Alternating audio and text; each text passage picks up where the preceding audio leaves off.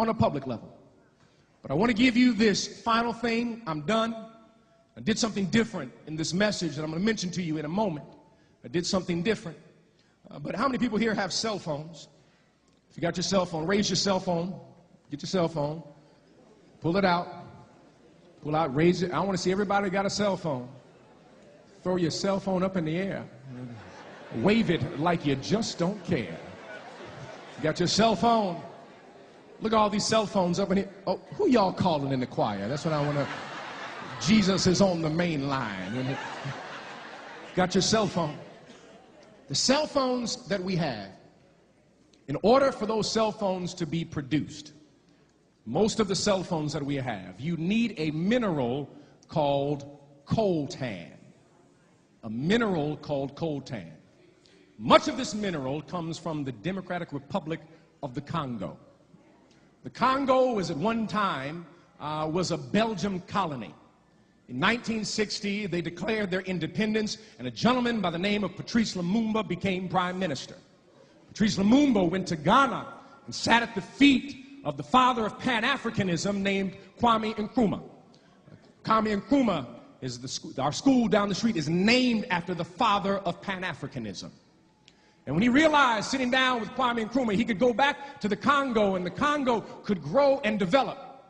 But because there was so much money at stake, because the majority, one of the richest countries on the planet is the Congo, the Belgium and the U.S. government, it was Dwight Eisenhower, got with the National Security Office, and they said that this man needs to be eliminated, and they passed information to the rebel forces in the Congo, and they found Patrice Lumumba, and they assassinated him. And then a gentleman by the name of Mobutu became to power, and the U.S.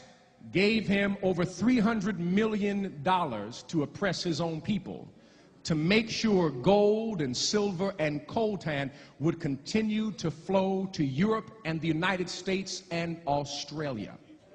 And then in 1997, when Mobutu died of cancer, there was another person who came to power by the name of Kabila. And Kabila then eventually died, but a civil war ensued. And in order to finance the civil war, because cell phones were exploding at that time, they would mine coltan. Doesn't seem like much, but in order to, this cell phone you have, the cell phone I have, it has coltan in it.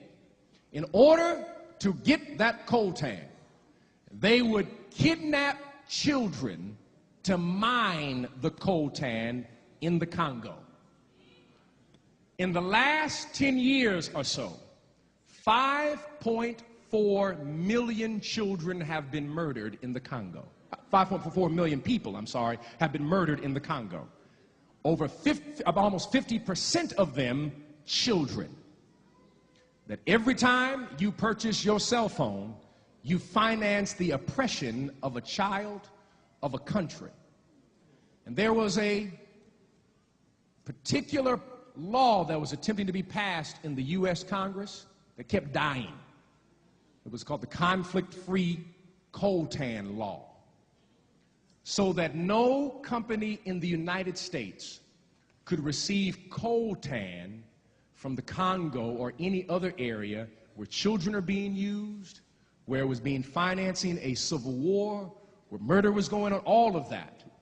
And this war that is going on, 5.4 million people. Let me explain it this way. In World War II, 400,000 people died. In the Civil War, 500,000 people. 5.4 million people. Larger than any other conflict, any other war since World War II. More people have died in the Congo than any other conflict in the last 40 years combined. But no one has heard a thing, because it's happening in Africa, in the Congo, and there's so much money at stake. Coltan. So this is what we are asking. I did this last week. We are simply asking that you would do three things.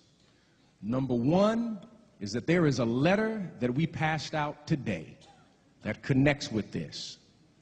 That you would sign that letter so that it can go to Dick Durbin so that they can pass this law. The second thing is every Wednesday, every single Wednesday from 12 to 1 and 7 to 8, here's something that is a novel idea. Turn off your cell phone. I mean off, not on vibrate. Turn it off and put on your voicemail why you have turned it off. Why you have turned it off, to educate people about coltan. We're calling this Don't Be a Sellout campaign. C-E-L-L. Don't be a sellout, to finance the oppression of our own people. You're not going to see this on CNN. They will not broadcast it on MSNBC, ABC, CBS, NBC, and Lord knows Fox ain't going to say a word. 5.4 million children who are 8, 9, and 10 years of age, who are being used to mine with their bare hands so you can text and play Angry Birds. And here's what you can do. I gave you 2 things. The third thing is simply this.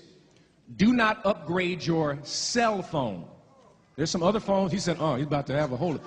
He said, he's about to pass out. In the name of Jesus. Do not upgrade. Because what do you want to get a new feature that you don't use anyway. So you can just say you got the new phone. But remember now, every time you purchase, because they're used in new cell phones. I'm not talking about the landline phones you have at your house. The cell phones, you are promoting the death of children in the Congo. Just by buying a cell phone. The cell phone you have, can it make a call? Then that's what it's for, right? Amen. You got all this other stuff. You're trying to videotape. Get a video recorder if you want that. You buy that. But simply do not upgrade your cell phone so that we can begin to pressure companies to let them know that we cannot stand for this kind of activity. Choose life. Choose life. Don't be a quasi-liberationist. What's a quasi-liberationist? You want to hear somebody talk about liberation, but you don't want to live liberation. That means that you have to do some things, choose some things, shift your own shopping habits so that it fits in order for us to choose